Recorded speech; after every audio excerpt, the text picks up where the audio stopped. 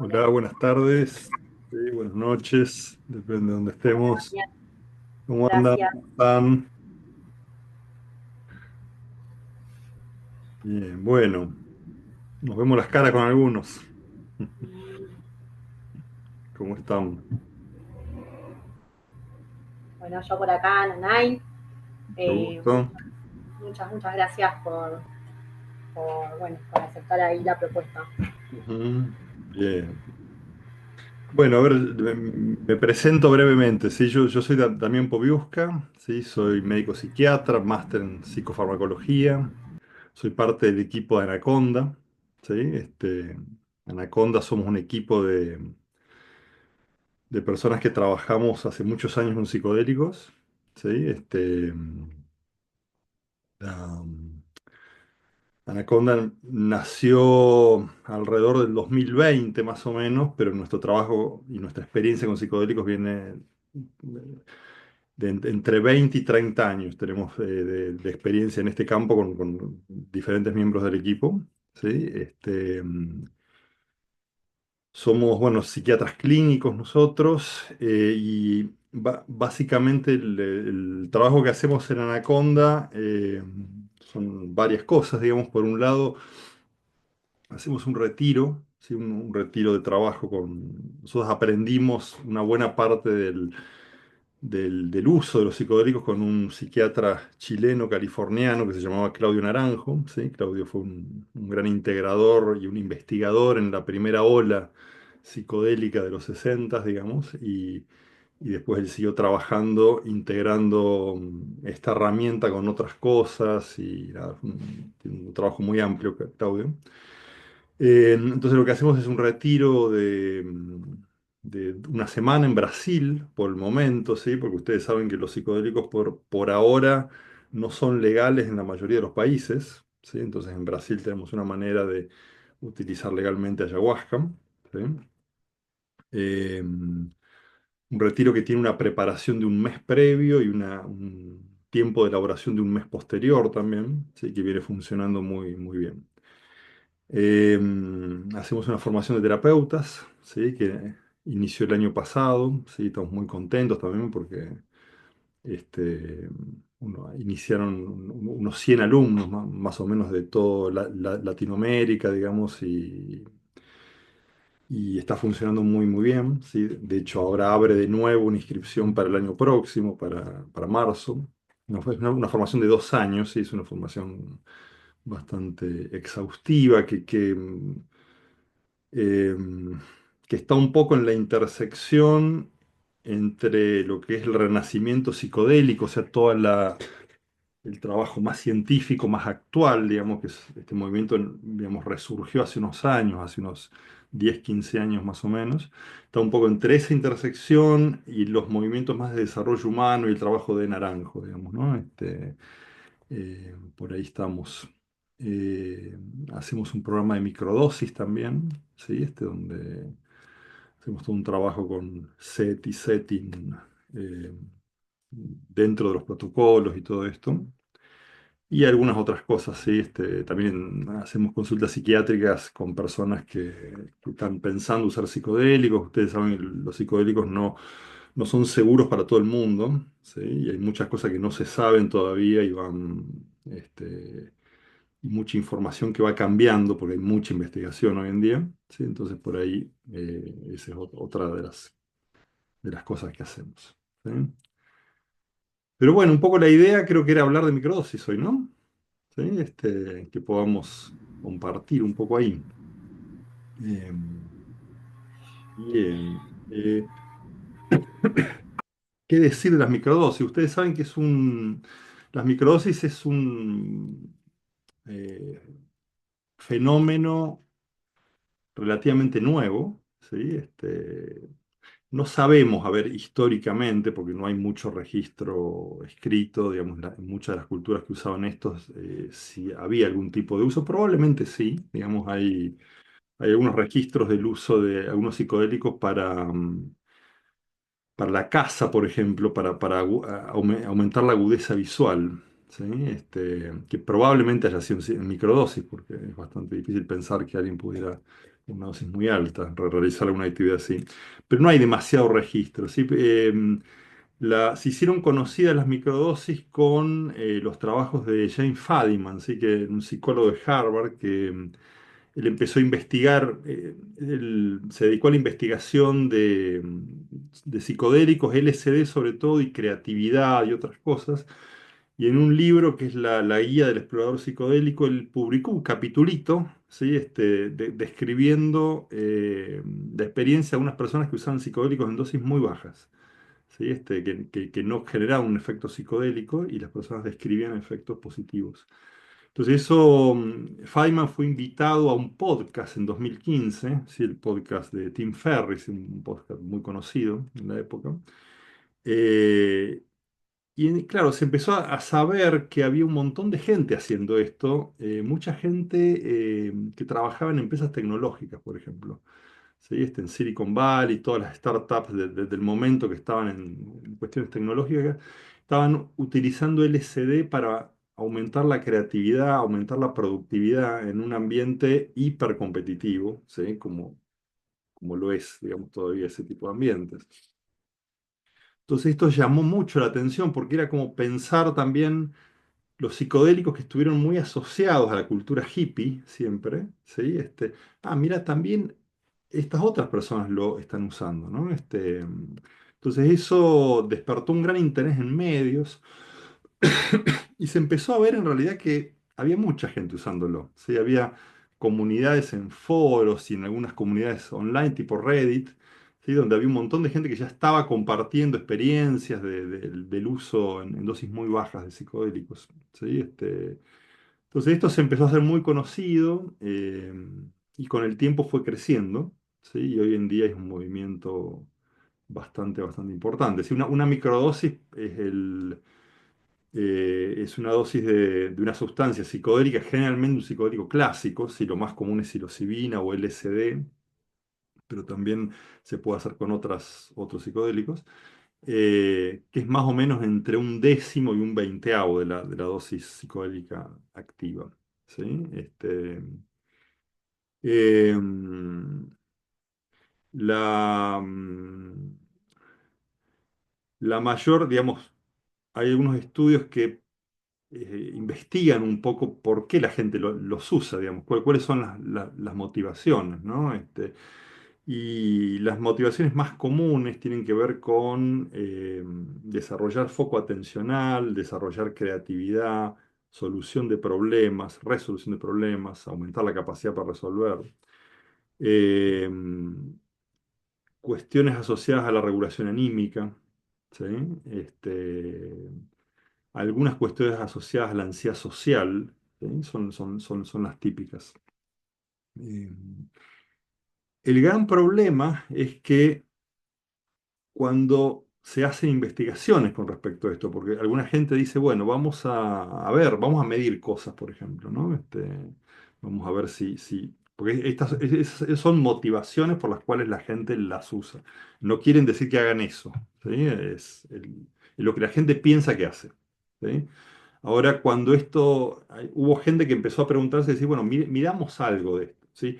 Hay que decir que la investigación con psicodélicos fue muy, digamos, fue propulsada, digamos, por la investigación con dosis altas de psicodélicos, ¿sí? O sea, lo que inició el renacimiento psicodélico fueron las dosis altas de psicodélicos, ¿sí? En 2015, 2016 en 2015 se hicieron dos trabajos, uno en Johns Hopkins y otro en la Universidad de Nueva York, ¿sí? Donde le dieron psilocibina en dosis altas a gente con cáncer y depresión, ¿sí?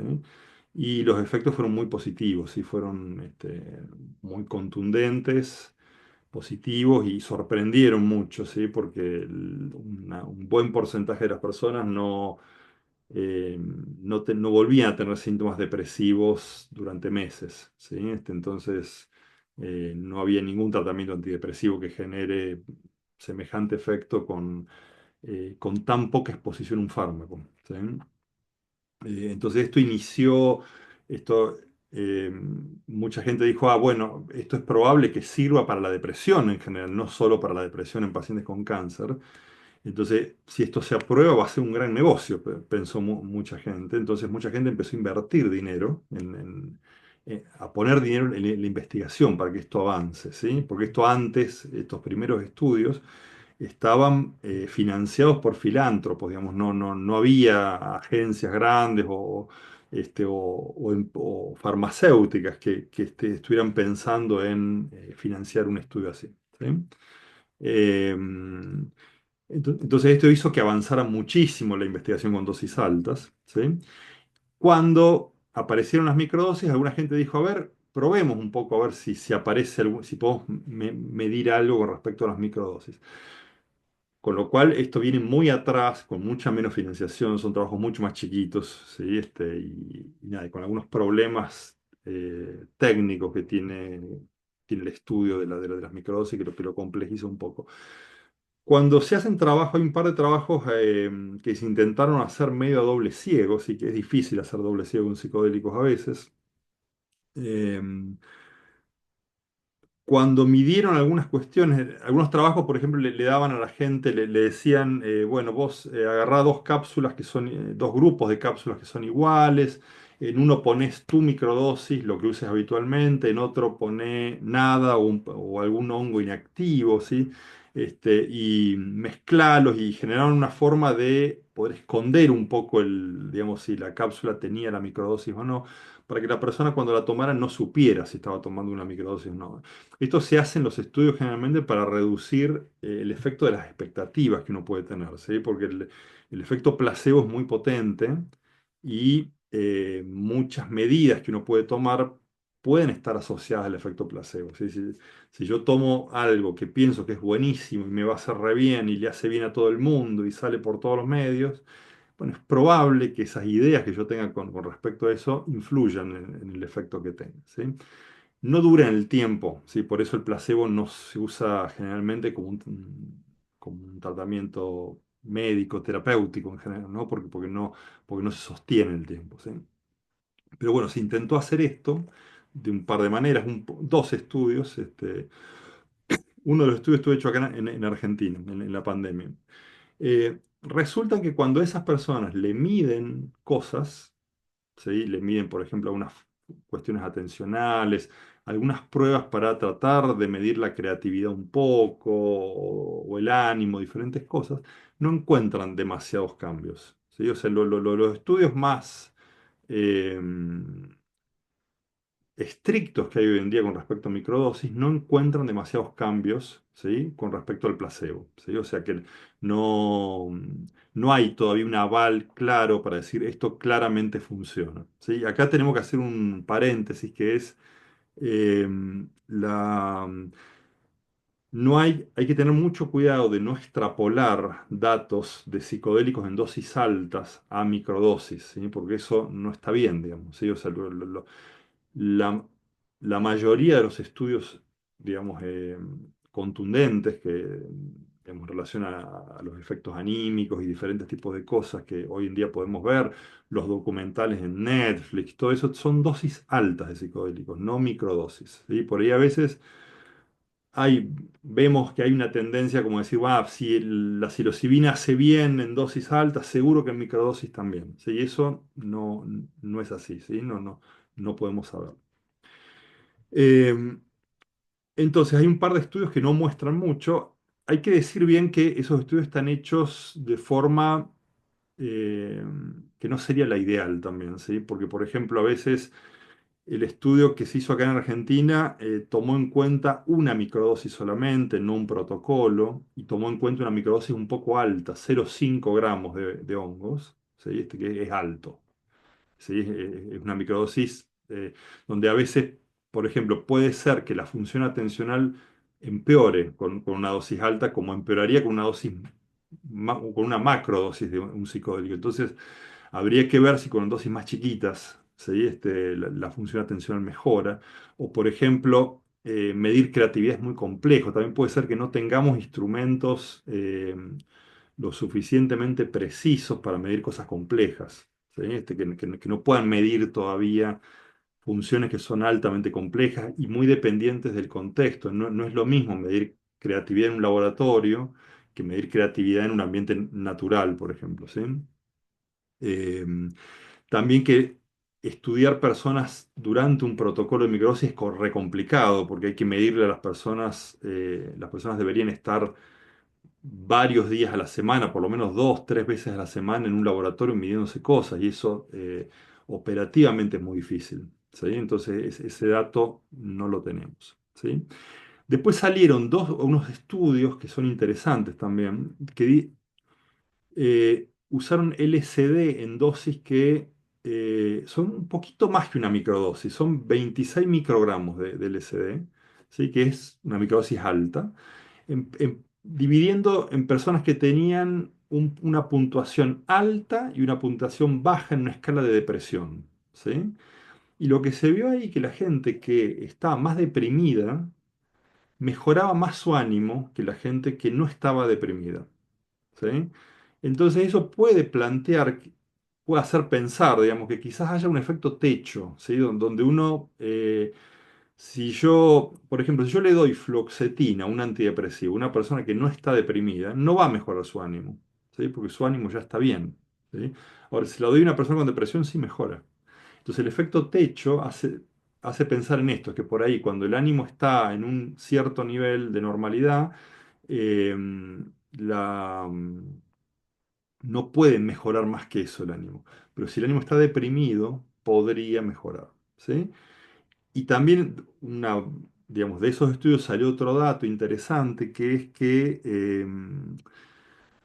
el LSD, la microdosis de LSD, podría en personas deprimidas mejorar, digamos, la sensación de recompensa que dan las cosas recompensantes.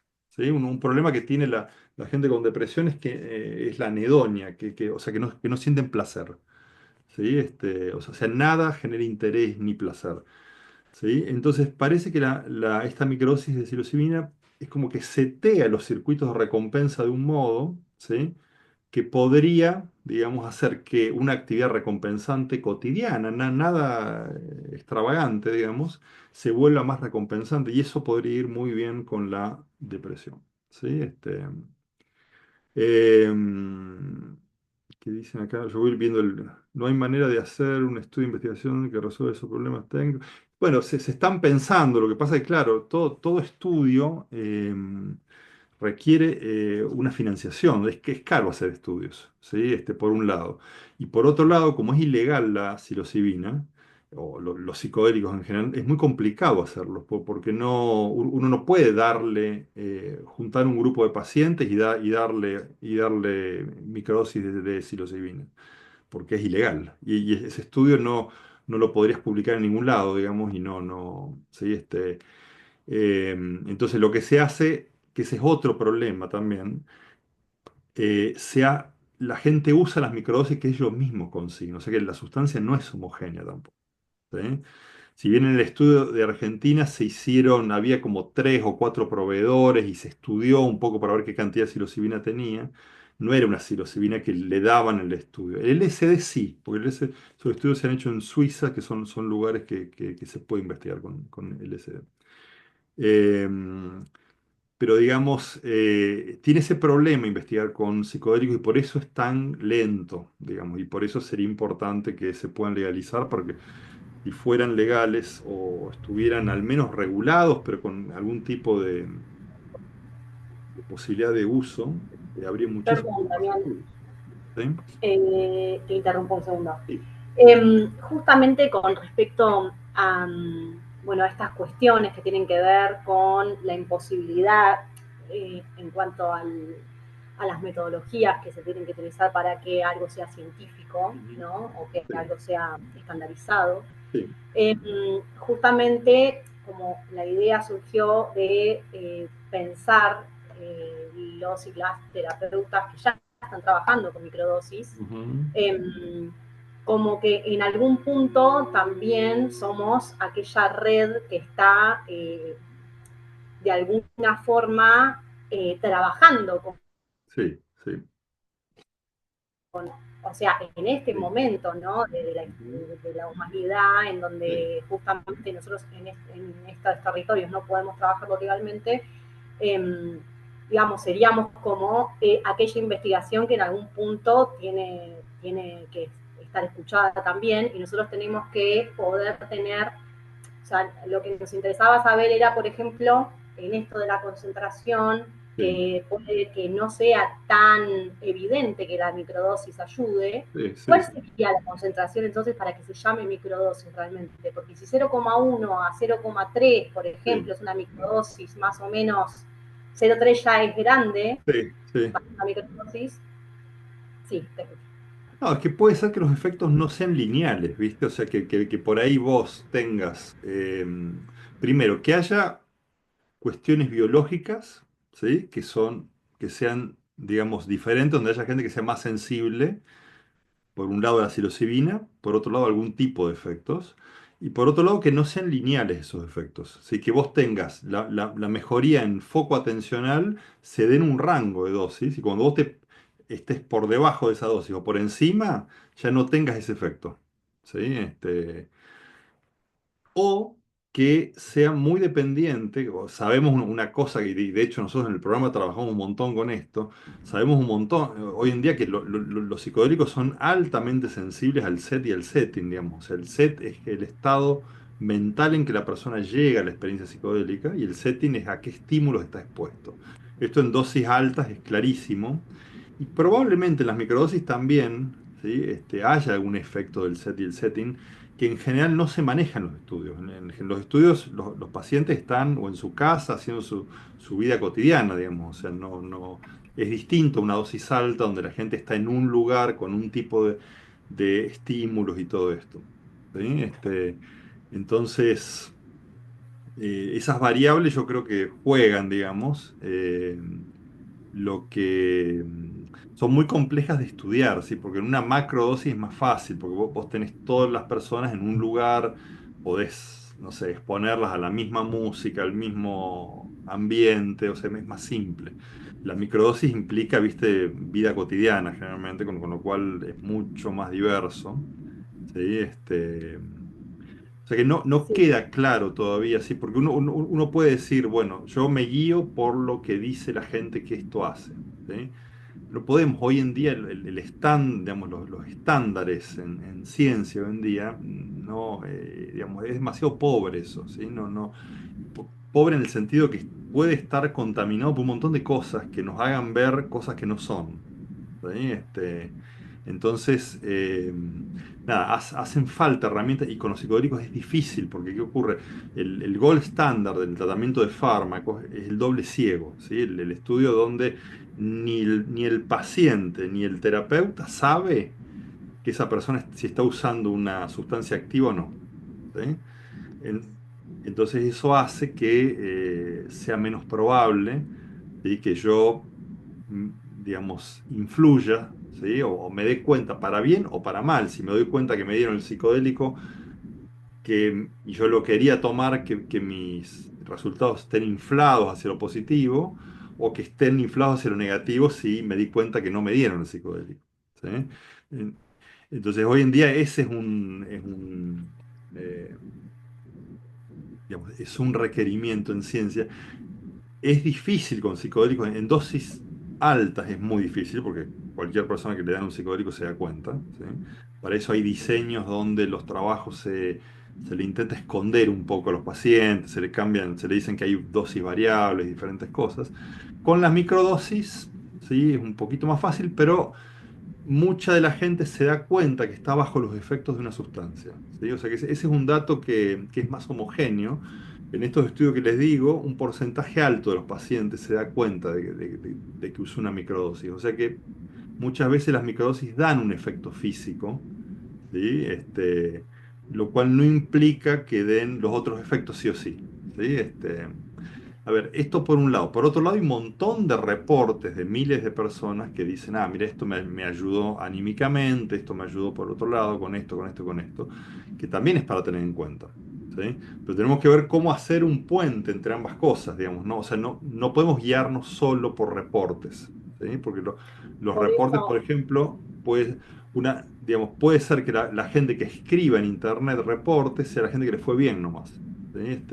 y la gente que le fue mal o no le pasó nada no va a escribir un reporte. ¿Sí? Este, CONICET, sí, sí, hay un estudio que está haciendo, sí, no sé en qué situación está el estudio ese. Hay un estudio en el Borda que están haciendo Tagliasucci y Einstol Kiner, digamos que yo lo último que tengo estaba medio parado en principio por las complicaciones eh, Mm, burocráticas, básicamente. Hay muchísima burocracia en esto, ¿sí? Y hay muchísimo miedo también, ¿sí? Es una mezcla de burocracia, miedo y nada, y regulaciones y nadie con quién hablar, básicamente. Como que la gente se pasa la pelota una a otra y, y no hay interlocutores claros, ¿viste? Pero bueno, entonces las microdosis, eso, hay mucho uso de microdosis. Yo creo que no queda, hay otro estudio también en gente, en chicos con déficit atencional, donde por ahí se mide alguna diferencia, ¿sí? Donde podría haber de nuevo algún efecto techo, pero son estudios abiertos que todavía uno puede sacar conclusiones muy claras de eso, ¿sí? Son datos válidos, ¿sí? Que abren a la posibilidad, a información, digamos, a nueva investigación, pero hay que ir con cuidado, ¿sí? La, em, ¿Qué más? Riesgos de las microdosis. Yo me guié un poquito por las preguntas que habían pasado acá al chat, ¿no? sí, Habíamos visto algunas yo había preguntas. pasado unas preguntas con Sí, respecto más que nada a la cuestión terapéutica de la integración, o sea, esto del set sí, setting, bueno, la integración también, como por ahí le decimos, que tiene sí, que ver con la integración de la experiencia en microdosis, que entiendo que es diferente a la macro. También mi pregunta va a qué es una macro, porque la realidad es que no necesitas una alucinación para que el psicodélico actúe y sí. pueda beneficiar a nivel terapéutico. Ujú, Incluso en este sentido, yo soy más de las que confían en las minidosis y en la mm, meditación para llegar a estados en donde realmente eso funcione como un proceso terapéutico y no como una sí. experiencia en donde Hay tengamos una dos, alucinación y trabajemos sobre eso. hay dos formas. Mira, clásicamente las terapias psicodélicas no son nuevas, ¿sí? Las terapias psicodélicas se iniciaron en los 50, ¿no? Y había dos formas de uso del LSD terapéuticamente. Ustedes saben que el LSD inicialmente tenía cuando el LSD lo empezó a fabricar un laboratorio llamado Sandoz, ¿sí? Un laboratorio suizo, lo descubrió Albert Hoffman de casualidad, buscando otros fármacos con efecto cardiovascular, ¿sí? Se intoxicó Hoffman y después lo resintetizó y probó una dosis muy chiquitita que resultó ser una dosis alta de LSD. Entonces ahí Sandoz dijo, a ver, ¿para qué puede servir esto? Porque era interesante, no había otra droga de ese tipo. Y las dos indicaciones que tenía el LSD inicialmente, el Delicid, que era la marca de Sandoz, eran para que los psiquiatras entiendan el mundo interno de los esquizofrénicos, ¿sí? O sea, que los psiquiatras probando LSD podían comprender con más claridad qué le pasaba al esquizofrénico. Después se vio que la vivencia de la esquizofrenia no es mucho más pobre, digamos, que lo que el LSD provoca, digamos. Y la otra indicación era para favorecer la terapia psicoanalítica, ¿sí? Para favorecer el acceso al inconsciente en la terapia psicoanalítica. Entonces de ahí surgieron algunas formas de uso de estos. Las terapias psicolíticas, que se llamaban, que se usaron más en Europa, donde lo que se hacía es se le daba una dosis baja al paciente, que variaba un poco, no queda claro cuánto le daban, pero digamos eran dosis bajitas, eh, y el paciente hacía terapia mientras tanto, hablaba, digamos, ¿sí? Esto probablemente ha sido más cercano a una microdosis, un poco más alto quizás, ¿sí? Y las terapias psicodélicas donde se usaban dosis más altas, ¿sí? Se usaron más en Estados Unidos. ¿Sí? Después, bueno, todas esas líneas de trabajo fueron quedando medias truncas, porque al volverse ilegal es como que la gente se dejó de investigar, mucha gente dejó de trabajar, otros siguieron trabajando medio a escondidas, sin poder nada, decir mucho qué que se hacía, ¿no? Pero son dos maneras de trabajo que yo creo que las dos son válidas, digamos, y son distintas, digamos, porque las dosis bajas podrían mantienen las funciones cognitivas más intactas, entonces permiten que la persona hable, por ejemplo, y se comunique con más claridad, ¿sí? Lo cual podría ayudar a explorar algunos aspectos de la mente menos visibles, más difíciles de acceder. Pero las dosis altas son muy interesantes porque eh, las grandes experiencias psicodélicas las dan las dosis altas, ¿sí? Es como las experiencias transformadoras, las experiencias que cumbre, digamos, las experiencias místicas, digamos, las dan las dosis altas y no las dosis bajas. ¿Sí? De hecho, digamos, todos los datos que hay hoy en día con respecto a el tratamiento de diferentes tipos de problemas como la depresión, trastorno obsesivo compulsivo, algunos trastornos alimentarios, otras cosas, son con dosis altas de psilocibina, LSD o ayahuasca. ¿Sí? Con dosis full dosis, digamos, ¿no? Eh, entonces son maneras que todavía no queda muy claro, digamos, que nada, yo creo que ayudaría mucho que se legalizaran los psicodélicos, por eso nosotros hacemos tanto énfasis también en el cuidado en el uso, ¿sí? Porque hay muchísimo descuido en el uso con psicodélicos hoy en día, ¿sí? Hay,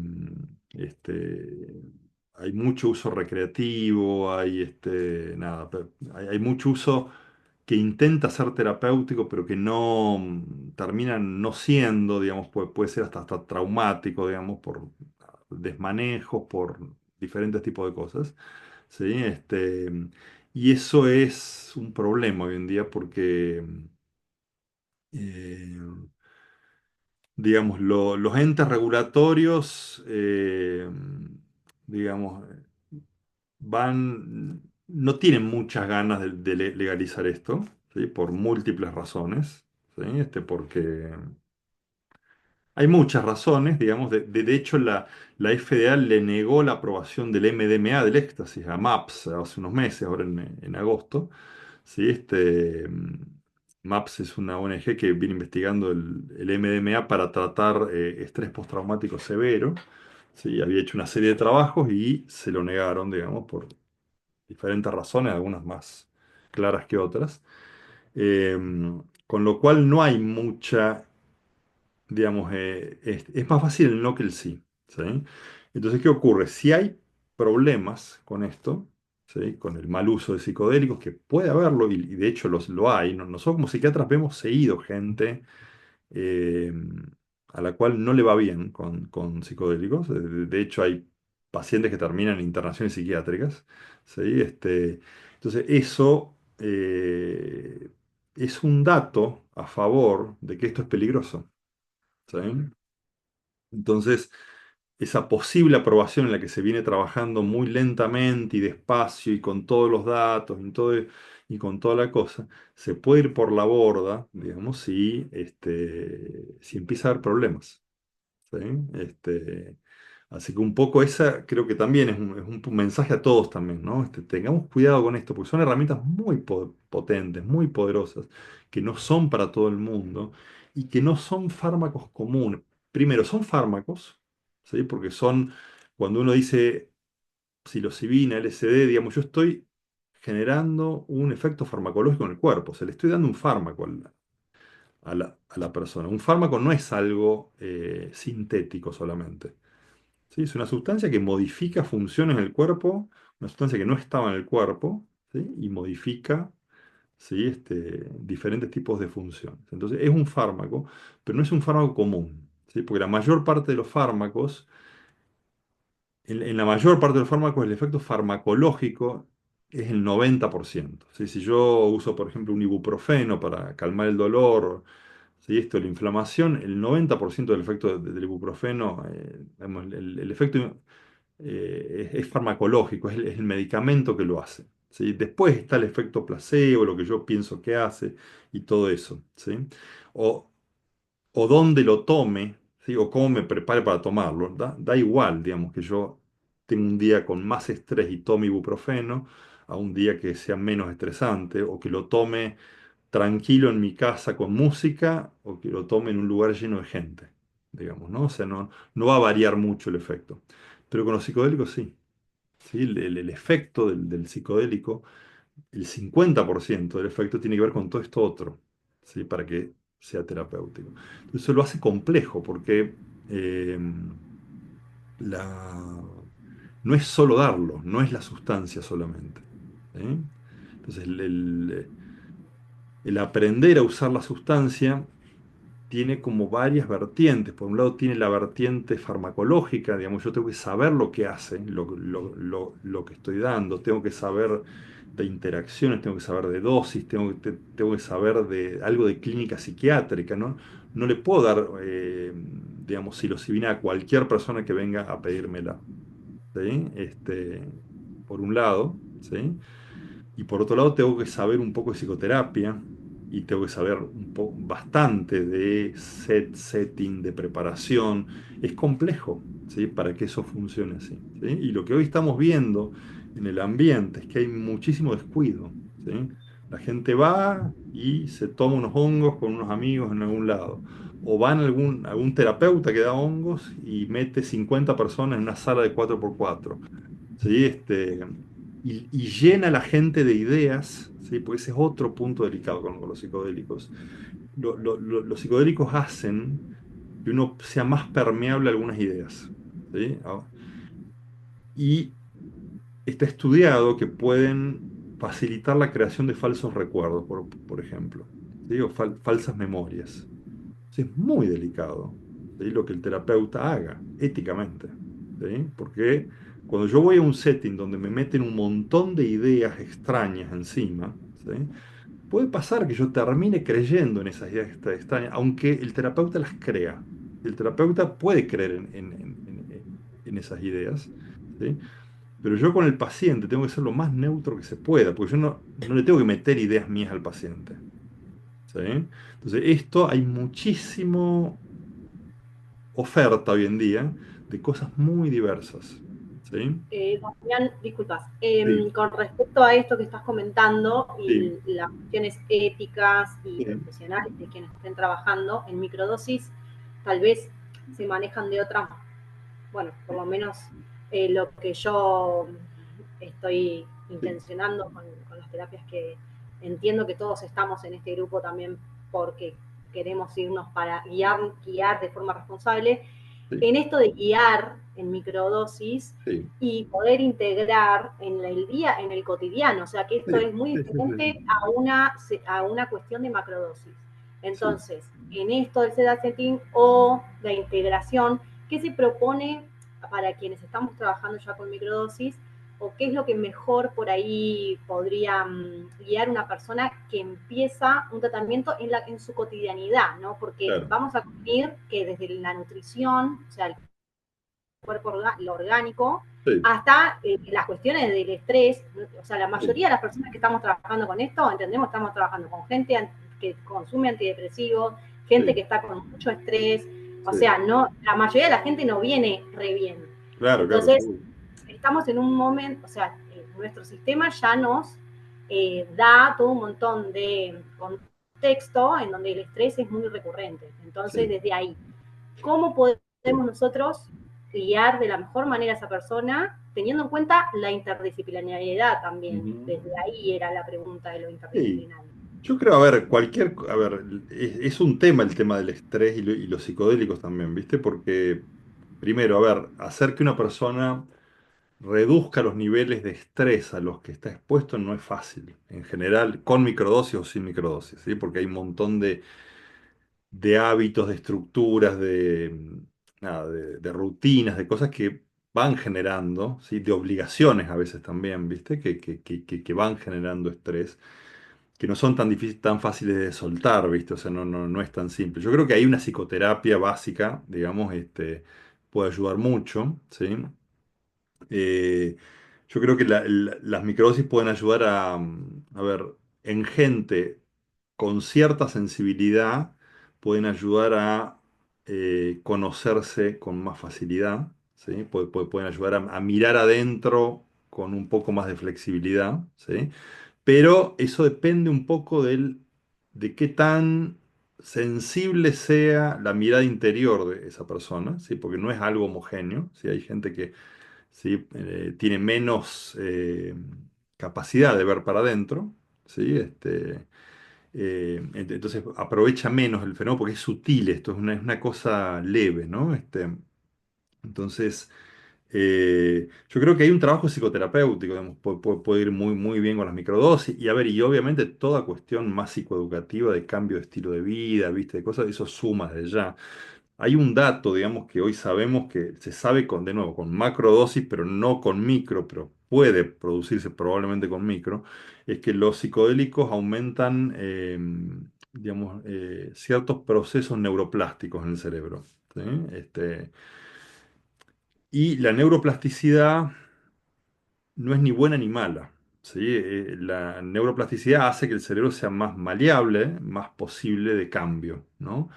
Pero ¿qué ocurre si una persona está más plástica y está muy expuesta a estrés? ¿Sí? Bueno, eso puede no ser tan positivo, por ejemplo. ¿Sí? Entonces, ese es un punto a ver, no sé, ¿qué pasa si yo le estoy dando un protocolo de microdosis a alguien que sigue en una situación de muchísimo estrés? ¿Sí? No se sabe, sí, pero es una duda que, digamos, que creo que vale la pena tener, ¿sí? O sea que yo creo que hay psicoterapia, reducción de estrés. Nosotros trabajamos mucho con meditación, también mindfulness y otras prácticas meditativas. Eso va muy bien con los psicodélicos en general y con las microdosis también. Eh, y, y después yo creo que es muy caso a caso, ¿no?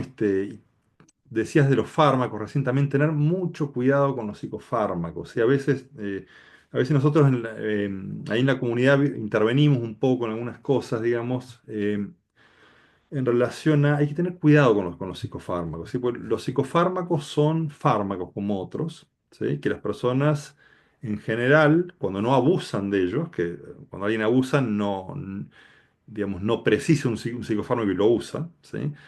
Pero la mayor parte de las veces son gente que está en tratamiento por un problema. ¿Sí? Entonces, ¿qué ocurre? Mucha gente con la mejor de las intenciones dice, bueno, no, deja todo esto que yo te voy a dar microdosis. ¿Sí? Tengan cuidado con eso, porque eso puede ser un problema. ¿Sí? Por varias razones. ¿Sí?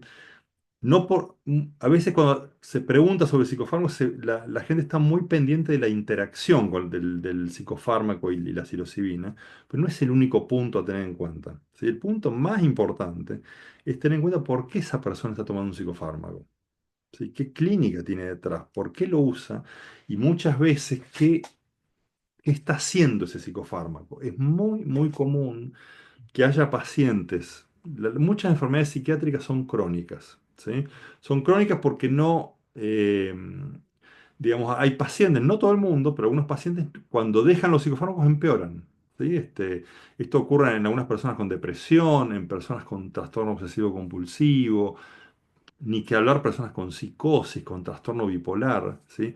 Es muy frecuente que la gente se compense con un tratamiento, ¿sí? Pero cuando los deja empeoran, ¿sí? Entonces tenemos que tener mucho cuidado de no quitar tratamientos que funcionan, ¿sí?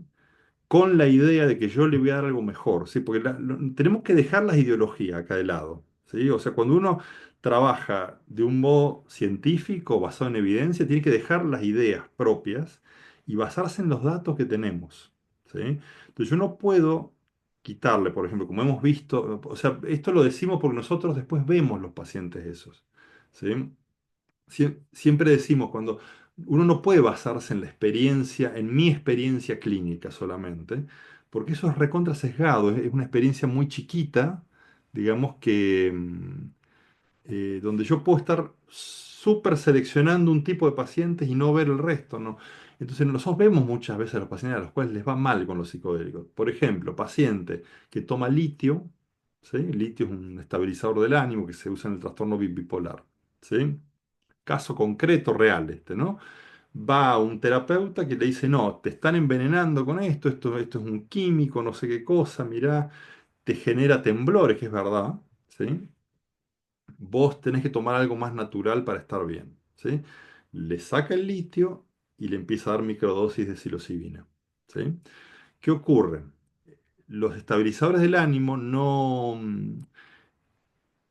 digamos, interjuegan con la genética. O sea que no es que yo le saco el litio a alguien y empeora mañana. ¿Sí?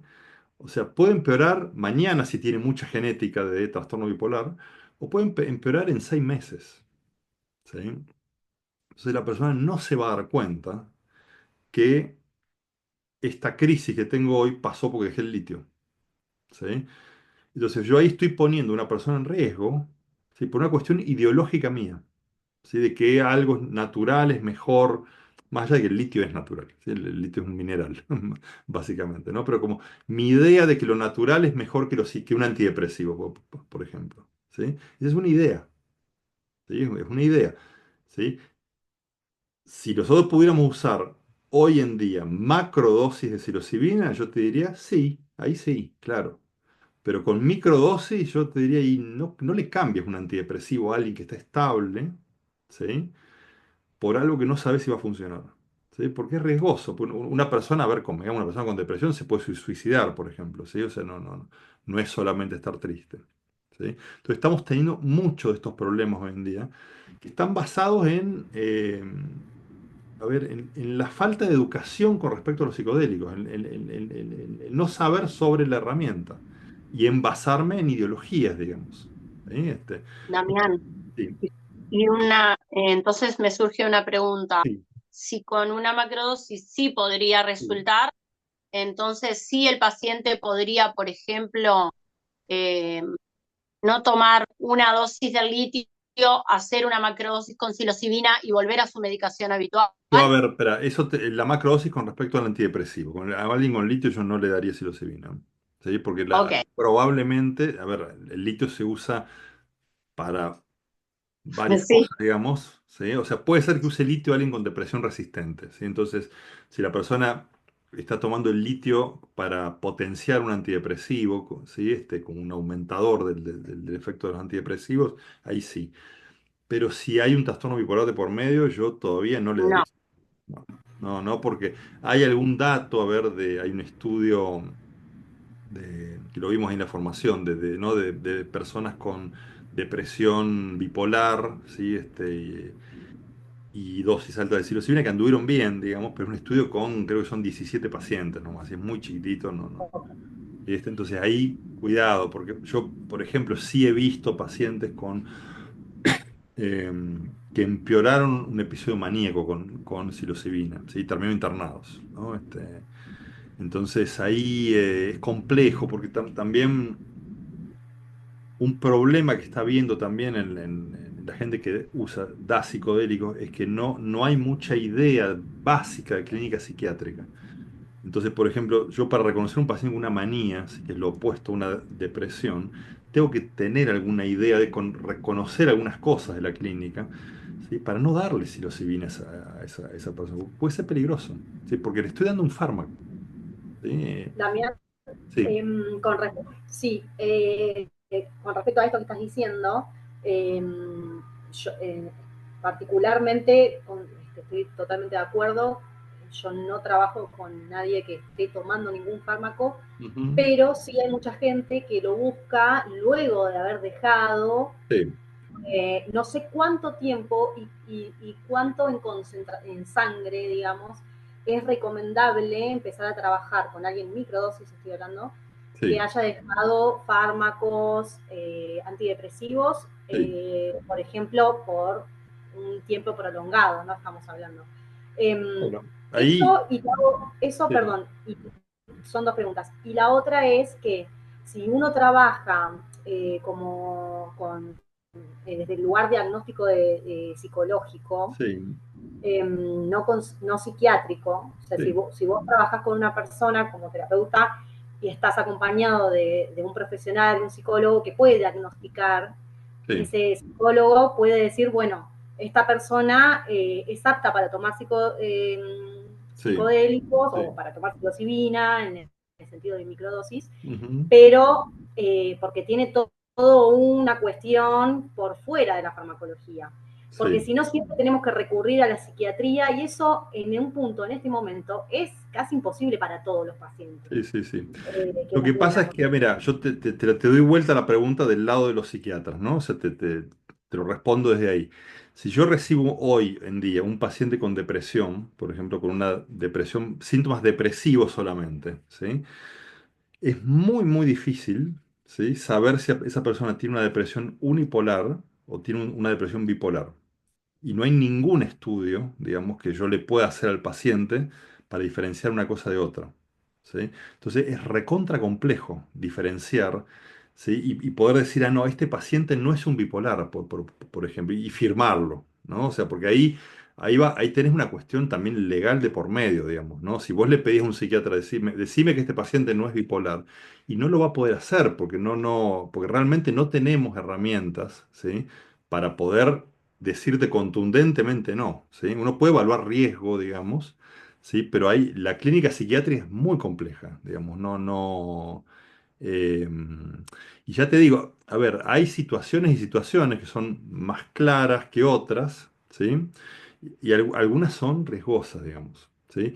Y con respecto a los fármacos, hay un concepto en farmacología que se llama vida media, ¿sí? Que la vida media de un fármaco es un número farmacológico, una constante del fármaco ese, que tiene que ver con cuánto se elimina la mitad de la concentración, ese tipo de cosas. Si un fármaco se elimina del cuerpo cuando pasaron entre 4,5 y 5 vidas medias. ¿Sí? Que eso depende de cada fármaco. Hay fármacos que tienen vidas medias cortas. ¿Sí? La mayor parte de los antidepresivos tiene una vida media de 24 horas, más o menos. Entonces, entre 4 y 5 días no habría más fármaco. Pero la fluoxetina, por ejemplo, que es un antidepresivo usado comúnmente, es más larga y ahí necesitas dejar pasar como 28 días para que no tenga fármaco en el cuerpo. ¿Sí? Entonces, es complejo, ¿viste? O sea, es como yo creo que un poco la idea es plantear, no es tan simple la cosa, ¿viste? Y a ver, y esto no es para desalentarlos a trabajar, es para alentarlos a estudiar justamente, ¿no? A aprender más, ¿sí? Porque cuando uno, digamos, eh,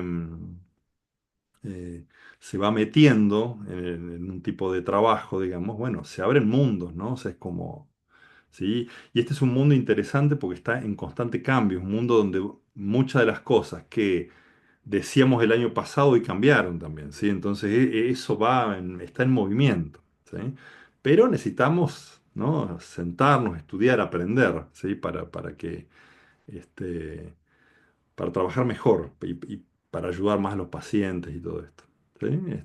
Pero la cuestión, ya te digo, de los psicodélicos en general y los fármacos y la clínica psiquiátrica es compleja. Primero porque la clínica psiquiátrica es compleja y segundo porque no hay tantos datos, ¿sí? O sea, como no hay estudios hoy en día, como hay poco estudio, los datos son muy chiquitos, ¿sí? Entonces hay que ir con sumo cuidado, ¿sí? Este, pero básicamente los psicodélicos no son para todo el mundo, ¿sí? Para algunas personas pueden ser riesgosas, ¿sí? Otro riesgo que las microdosis pueden tener, también volviendo a las microdosis, que también es otra gran duda que hoy en día hay, ¿sí? La, mm, l- Hay el receptor de serotonina donde los psicodélicos clásicos hacen efecto se llama receptor 5HT2A, es el nombre, el receptor 2A de serotonina es el nombre del receptor. Bueno, este es un receptor que está dentro de una familia de receptores de serotonina, que hay como 17, 20 receptores, son muchos. ¿Qué ocurre? El principal efecto del psicodélico se da por la estimulación del receptor este. ¿Sí? Si uno bloquea ese receptor, digamos, no se produce el efecto psicodélico. Ahora, no es el único receptor que los psicodélicos estimulan, ¿sí? Estimulan, por ejemplo, un poquito el receptor 2B de serotonina, ¿sí? Y hay un dato de un fármaco que es un potente estimulante 2B que se usaba en los años 90 para bajar de peso, para reducir el apetito, se llama fenfluramina, que lo retiraron del mercado porque daba fibrosis de la válvula aórtica en el corazón, ¿sí? O sea, hacía que la válvula cardíacas, el tejido de la válvula del corazón se fuera reemplazando por tejido conectivo, tejido duro, ¿sí? Y eso hacía que la válvula no cerrara bien y la persona empieza a tener un soplo, ¿sí? Y podría tener hasta una insuficiencia valvular, ¿sí? Entonces, no hay datos hoy en día, no se sabe qué puede ocurrir con personas que usen microdosis de psilocibina constantemente, que estén estimulando ese receptor a una potencia menor, pero crónicamente, ¿sí? O sea que ese es un dato también que hay que tener en cuenta y por el cual hay que hacer descansos en los protocolos y no usar microdosis como si fueran vitaminas constantemente, ¿sí? Porque eh, nada, es un dato que ocurre con otro fármaco que actúa también por ahí, ¿sí? No lo tenemos específicamente con la psilocibina. El LSD podría ser un poquito más riesgoso, ¿sí? Porque tiene una afinidad mayor y se mantiene más tiempo pegado al receptor, ¿sí? Lo estimula más largo, ¿sí? Pero son datos a tener en cuenta. El otro riesgo que nosotros hablamos siempre con las microdosis es algo que a veces se le llama, en las terapias psicoanalíticas le suelen llamar oralidad a esto, ¿no? Es que es como querer estar tomando la teta de la mamá todo el día, básicamente, por poner un ejemplo, ¿no? Es como algo de afuera, ¿sí? Bueno, que entra en mí, me hace bien, y yo lo recibo y no hago nada, y, ¿no? Y esto, ¿no? Y eso no está bueno, ¿sí? Es como algo que ¿sí? Nosotros siempre sugerimos hacer ciclos con algún tipo de objetivo, ¿sí? No usar las microdosis porque sí, ni continuamente, ¿sí?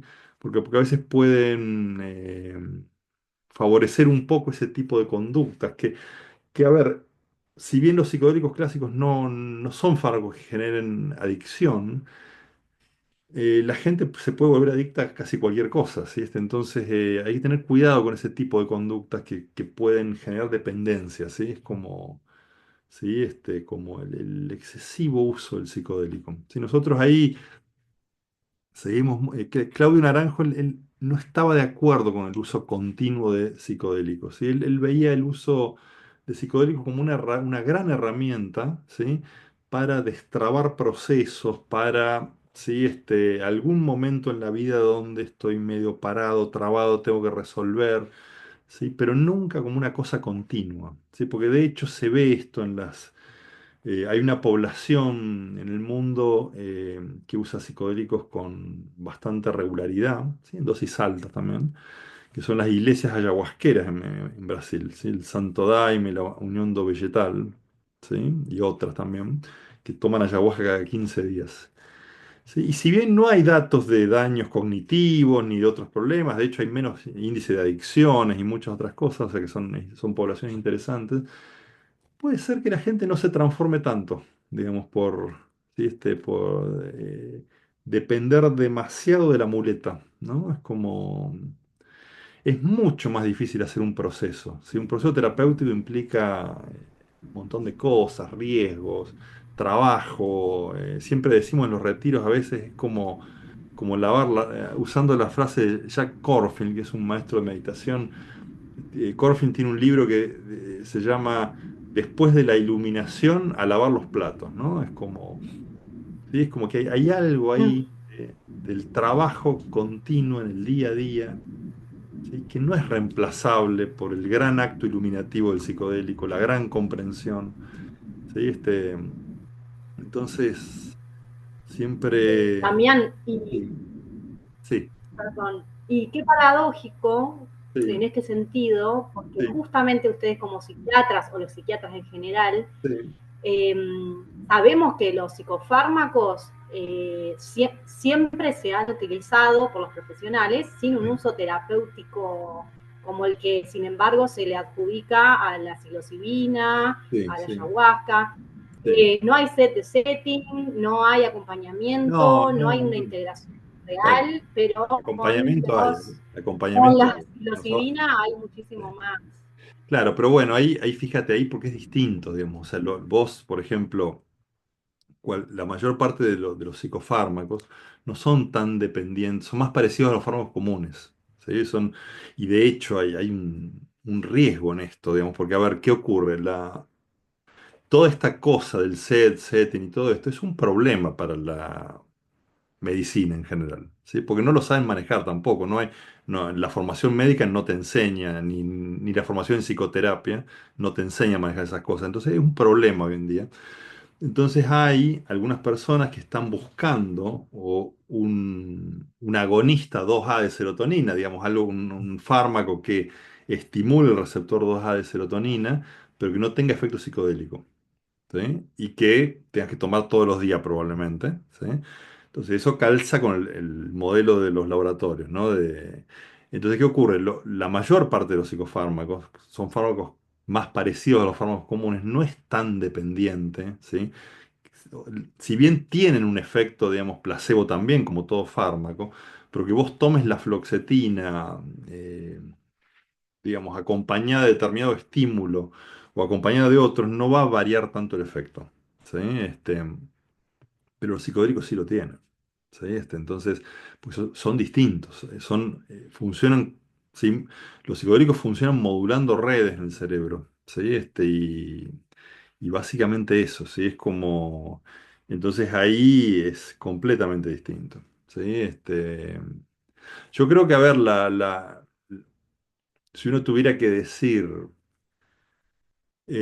cuál es el tipo de paciente, digamos, que consulta en psiquiatría que se podría beneficiar más con los psicodélicos, que probablemente más pronto se beneficie, es la gente con depresión, ¿sí? La gente con depresión, probablemente la gente con algunos trastornos por ansiedad también, ¿sí? Y quizás la gente con TOC, ¿sí?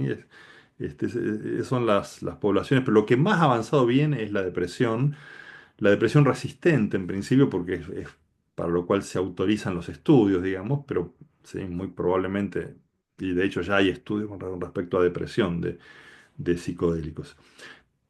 Pero, de nuevo, la aplicación de esto va a ser un tema, ¿sí? Porque ya tenemos un ejemplo, por ejemplo, tenemos el ejemplo de la ketamina, ¿sí?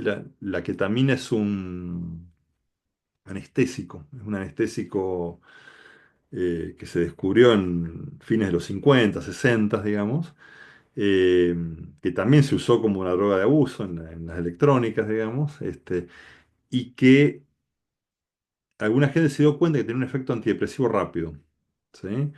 Entonces, cuando se empezaron a dar cuenta, empezaron a probarlo esto. No era una droga de lista uno, con lo cual facilitaba bastante em, la, el uso y la investigación, porque no es lo mismo investigar con ketamina que con psilocibina, ¿sí? Es mucho más fácil con la ketamina. Entonces, ¿qué ocurría? Le pasaban un goteo de ketamina a una persona endovenosa y la persona mejoraba de la depresión rápido, ¿sí? No duraba tanto después, ¿sí? Tenían que volver a repetirlo. Pero, y de hecho esto se hace hoy en día, pero en general el modelo más médico de trabajo con esto, y de hecho en la formación tenemos personas que están en tratamiento por dolor crónico con estos esquemas. Y nos cuentan, claro, pero vos con la ketamina te pasan el goteo, te ponen en una cama de hospital, te pasan el goteo y si querés llevarte tu música, llévatela y si no te quedas en silencio en una sala de hospital.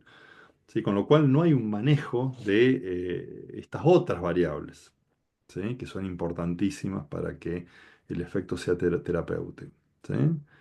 Entonces un poco eso, ¿no? El setting es importantísimo en esto, ¿sí? Es como eh, muy importante y claramente, digamos, sabido que es importante en macrodosis y probablemente también en las microdosis. Mucho más difícil de manejar en las microdosis porque la persona está en su casa, en su rutina. ¿Sí? Este, em, Hola, Damián, sí, ¿qué tal? ¿cómo andas? Sí, te Hola, escucho. ¿qué tal? Mi nombre es Denise. ¿Cómo estás? ¿Qué decís de las microdosis de ayahuasca? De ayahuasca. Mira, más complejo de medir, ¿sí? Porque la ayahuasca, primero es menos accesible en algunos países, ¿sí? Por lo cual se usa menos. Segundo, es más difícil de medir porque la ayahuasca hace una cocción de dos plantas, por lo menos, ¿sí? La ayahuasca es una combinación de una liana que se llama Banisteriopsis capi, de una hoja que se llama Psychotria viridis, o algunas variantes, que hay varias cocciones, pero en muchas regiones se le agregan otras plantas. Y ¿qué ocurre? Cuando uno hace una cocción en líquido, la potencia de ese líquido va a depender de cuánto yo lo concentre, ¿sí? Entonces hay ayahuascas que son muy livianas, ¿sí? Donde por ahí quizás 1 o 2 cucharas podrían ser una microdosis, y otras ayahuascas donde 1 cuchara es una dosis alta. ¿Sí? Entonces, se usan, sí hay gente que las hace, ¿sí? Pero están bastante menos difundidas. ¿Sí? El principio es el mismo, ¿sí? Los psicodélicos clásicos son LSD, dimetiltriptamina, que es lo que tiene la chacruna de la ayahuasca, ¿sí? Psilocibina y mescalina, ¿sí? Que la tiene el peyote y el San Pedro. Esos son los psicodélicos seguros farmacológicamente, ¿sí? Después hay otras sustancias que son un poco más complejas. Sí, pero hay gente que hace microdosis de ayahuasca, ¿sí? Es bastante menos frecuente. ¿Sí? Las microdosis empezaron con el LSD y después la psilocibina ganó terreno por la facilidad de uso, digamos. ¿Sí? Pero pueden hacerse. Bien. ¿Qué más? A ver si nos vamos por las ramas. Sí, hay gente que está preguntando, pero por ahí Yo está tengo bueno. una consulta. ¿Cómo Sí, le va? ¿cómo estás? Decime. Le quería consultar qué opina usted de las microdosis de 0,3. Si le parece que es bastante elevada la dosis o No. si está bien. Mira, generalmente con las microdosis se empieza con una dosis, o sea, hay que hacer con lo que se llama una titulación, ¿viste? Que es empezar con una dosis bien bajita, porque hay gente que con microdosis muy bajas ya tiene efectos. Hay gente con 0,10 tiene efectos, ¿sí? Entonces conviene empezar de muy abajo, pero si no pasa demasiado, uno puede ir ajustando un poquito. Y 0,3 es una dosis que se usa, ¿sí? entre, habitualmente entre 0,10, 0,15 y 0,3, 0,4, 0,5, algunos, pero 0,5 un poco alta ya. ¿Sí? La, mm, Alguien pregunta cuáles son las macrodosis, las cepas que se hacen más comunes de cepas de psilocibina. Los hongos, a ver, que contienen psilocibina, eh, hay muchas variedades de hongos que tienen psilocibina, ¿sí? Hay muchas cepas el más común es Psilocybe cubensis. Dentro de Psilocybe cubensis hay un montón de variedades. Sí, la mayoría son muy parecidas, ¿sí? Van a variar con la cantidad de psilocibina que tengan, que eso puede variar, ¿sí? ¿No? Que eso hay que tener en cuenta a veces cuando se hacen microdosis de no, si uno cambia de cepa de hongos, bajar un poquito, ¿sí? Porque a veces puede ser que yo tenga una cepa más débil o que los haya guardado mal y ahí se haya perdido la psilocibina, ¿sí? Y cambie de cepa a una cepa potente y el efecto sea mucho, ¿sí? Entonces, va a variar un poco con eso, ¿sí? Es como, ¿sí? Pero lo importante es la cantidad de psilocibina, ¿sí? Psilocibina psilocina, que es Como metabólico. terapeuta, bien, cómo, no, cómo nos damos cuenta o en qué momento podemos ir ajustando esa microdosis? Sí. Yo creo que depende que estés trabajando, ¿En qué ¿viste? O sea, situaciones? ¿Según qué criterio? como si el paciente, a ver, no siente absolutamente nada, ¿sí? Por ahí podés subirlo un poquito. Hay una discusión con respecto a eso, ¿viste? La primera definición de microdosis es que eran dosis subperceptuales, ¿sí? Dosis que no se sentían. Y hoy se sabe que no es tan así, la microdosis se siente generalmente, ¿sí? Pero ¿qué ocurre? Hay gente que la siente en 0,10 y otra gente que no la siente, ¿sí? Entonces ahí uno puede subir de a poquito, ¿sí? Ir viendo. Y lo que hay que medir ahí sobre todo es que no afecte actividades de la vida cotidiana, ¿viste? O sea, tener cierto cuidado también porque, por ejemplo, alguien con una microdosis en el extremo alto, ¿sí? Puede ser que, a ver, si uno toma los datos del estudio este que decíamos hoy, si mi capacidad atencional disminuye un poco con una microdosis de 0,5, y capaz que manejar un vehículo no está bueno en esas condiciones, ¿sí? O si trabajo con alguna máquina que pueda ser peligrosa, ¿sí? Es como esos cuidados hay que verlos, porque hay gente que por ahí su capacidad atencional puede empeorar con más cantidad, ¿sí? Entonces, eh, ahí lo que se hace es ir muy despacio, ¿viste? Es ir como muy gradualmente hacia arriba. ¿sí? Este, Doctor, una consulta. sí. Finalizando el tercer mes de microdosis sin interrupción, digamos, ¿usted recomienda un descanso o recomienda un descanso entre mes y mes? Me gustaría saber eso. Sí.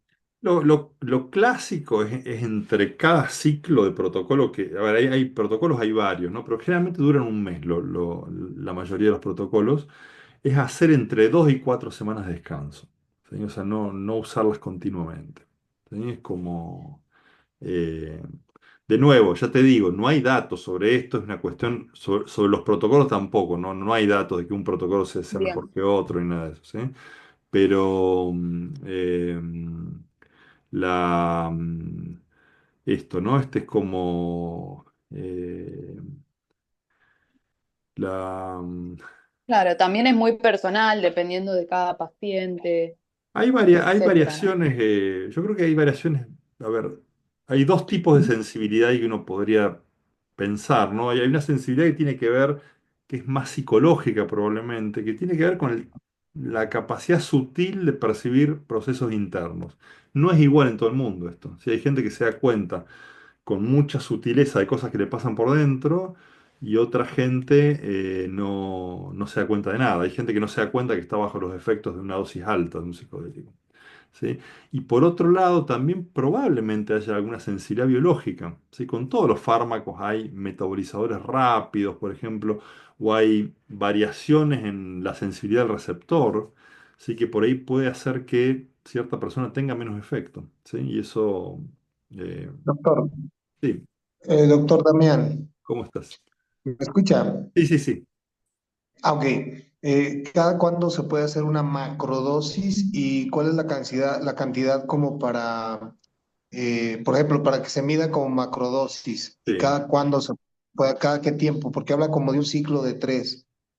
Mira, las macrodosis, o sea, depende de qué, ¿no? Pero si estamos hablando de psilocibina, de hongo psilocibe, generalmente las macrodosis empiezan en 3 gramos, 3,5 gramos de hongos. ¿Sí? Es una dosis alta de psicodélicos. Se pueden hacer dosis más bajas también, ¿sí? 2 gramos tienen efecto, pero a veces las dosis bajas pueden dejar una experiencia media corta, media como ahí a medias, ¿sí? Y cada cuánto hacerlo, yo creo que no debiera ser muy seguido, ¿sí? Es como no... siempre hay...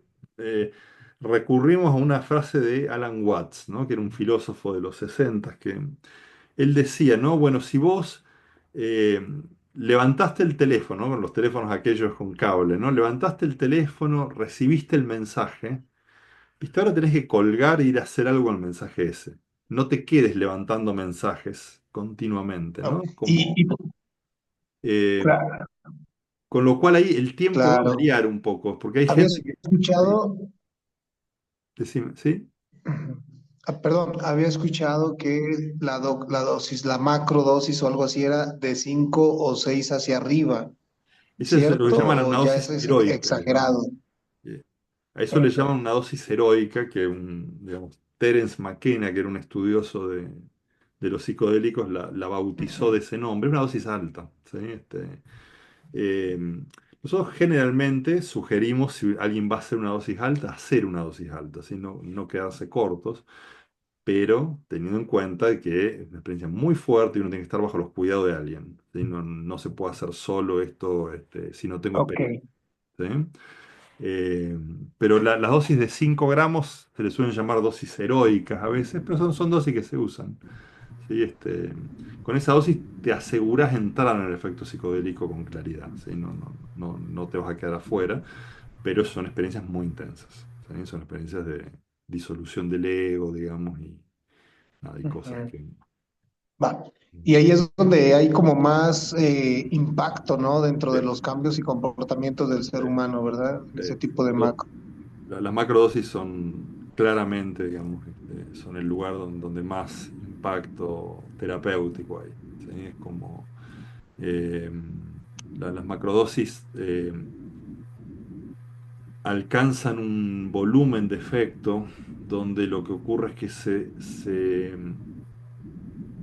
desarma el modo de procesamiento normal del cerebro. ¿Sí? Es como que nuestro cerebro está digamos, trabaja con una serie de redes, ¿sí? Que son neuronas que se conectan juntas, digamos, y ese esquema jerárquico de redes procesa la información de un modo, ¿sí? Que generalmente eh, ese modo impide que información incongruente con las ideas que están muy guardadas en el cerebro llegue, ¿sí? O sea, eh, si yo en una red de una jerarquía alta, ¿sí? Como se la conoce como la Default Mode Network, ¿sí? La red de modo default, a veces se la traduce. Si yo guardo información en esa red, es muy probable que esa información sea muy fija, ¿sí? Es muy, muy estable esa información, ¿sí? Tiene que serlo para que uno pueda funcionar en la realidad y no te estén cambiando las cosas todo el tiempo, ¿no? Pero claro, ahí se guarda el yo, por ejemplo, se guardan las ideas depresivas en depresión, ¿sí? Entonces lo que hace una macrodosis es por un rato genera un estado de hiperconectividad donde se desarma esa estructura jerárquica, ¿sí? Entonces, cuando esa estructura jerárquica se desarma, el filtro que estas redes generaban para no dejar pasar información distinta a la que yo tengo guardada, ¿sí? Se Ujú. desarma también. Entonces llega información Ok. novedosa, llegan comprensiones, puntos de vista que son distintos. Esto pasa con una macrodosis. Y con la microdosis uno podría decir, no sabemos de nuevo, pero quizás se flexibilice un poco esa red. Última pregunta, doctor. Sí, ¿Cómo se mide la psilocibina? Porque pareciera ser que lo ponen como en unas pesitas de estas de micro, sí, ajá. como de punto 5, 0 punto no sé qué, ¿Cómo medís y la...? de Sí, gramos, pero me refiero, por ejemplo, en los honguitos están secos sí, y te pesan 8 gramos, ¿no? claro. Pero sí, sí garantiza que tenga 8 gramos de psilocibina No, o no. no, porque, la cantidad de gramos, digamos, primero vos la psilocibina la medís en miligramos, ¿sí?